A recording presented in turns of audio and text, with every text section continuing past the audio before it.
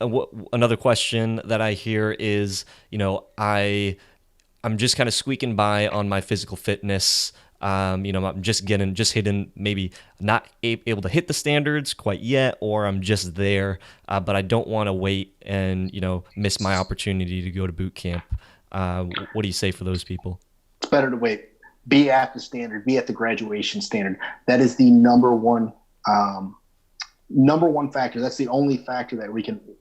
I hear it all the time that can quantify it. If you're going to be successful in not just boot camp in the Coast Guard, can you? If you can pass, it's not going to be 100% accurate here, but I'm going to generalize a little bit, and I think hopefully just to get the point across. If you can pass the graduation standards before you ship to boot camp, you have between 80-85% chance of just graduating boot camp. That's the most stressful factor. And if you're not in shape, it's just going to compile and make every single other part more stressful. Was that your experience in boot camp? Yeah, Have you yeah. see some of those? Yeah, I mean, I, being physically fit is one less thing that you have to worry about. If you can focus on mm-hmm. your studies, which was, and just the mental strain of it, that definitely, not having to worry about having to, if I could do push-ups or sit-ups or do the run, Yeah. was a big relief off of my plate. Yeah, it's just one less stressor, and you want to minimize as many stressors as you can for boot camp. That's the one factor. There's no other factors like where you come from, who your family is, who you know, your socioeconomic status. None of that factors in when they look at the numbers of people that are discharged from Cape May. The qualifying factors are the biggest, and that's what recruiters should be out there looking for is your physical fitness standard. Can you pass the graduation standards? And if you can, so for me, I would always hold before I submitted a reservation to get somebody to boot camp. That's like a hotel reservation ready to go, and I want my applicants, my recruits to succeed. I want to set them up for success. If they can't pass physical fitness standards, then I wouldn't send them. I would consider that a condition of employment because it really is.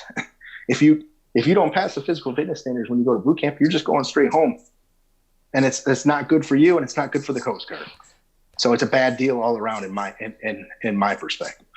And we've had some people that have dropped out of boot camp due to physical or due to medical, whatever it might be, getting injured or just not passing the test.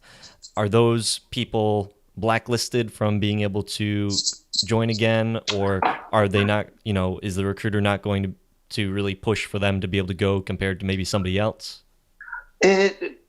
It really depends. They're not blacklisted. It depends on the individual recruits though.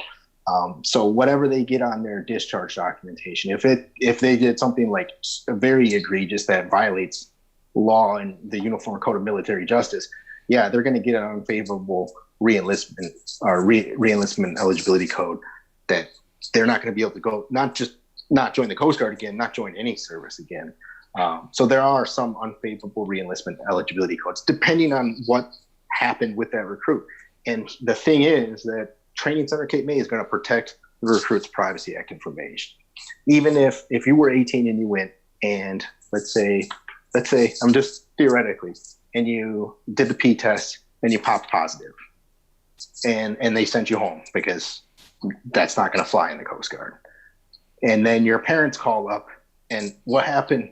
What happened to Julie? Like why do we can't share that? We're not going to share it with them. You're an adult. You're 18. You can't. So you can make up any story. They hated me, but the real story could be no. So it is a recruiter's job to go and verify what the actual case was. And I've seen it go many ways where go as far as get the training record or at least to say so, and it's all protected. Company commander, the training center, and the recruiters to find out if this person's a good fit. And I've seen it. Yeah, the recruiters, the company commanders are like, yeah, bring that person back right now if you can. Send them right now. Or if they're ready to go, we'll have them. And I've seen it the other ways with the large email chains. Do not enlist this person. This person is not coming into the Coast Guard. And with the backstory, which I couldn't even share now if I wanted to on some of those cases. But I've seen it both ways. Nobody's just blacklisted because they didn't make it through boot camp for any reason. I mean, things happen. People, boot camp. I was in New York when Hurricane Sandy rolled through.